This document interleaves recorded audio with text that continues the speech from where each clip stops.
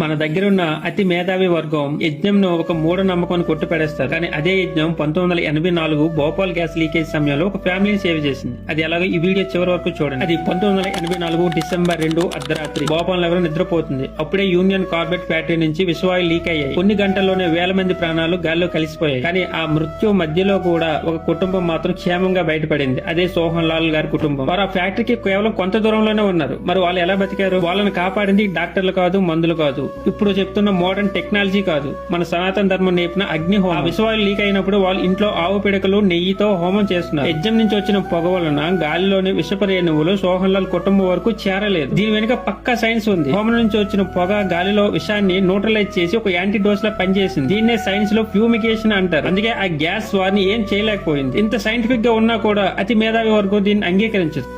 మన ఆచారాలు అనుకున్న సైన్స్ ని, ఆ గొప్పతనాన్ని నేటి తరాలకి అందించాలనేది నా ఈ చిన్న ప్రయత్నం.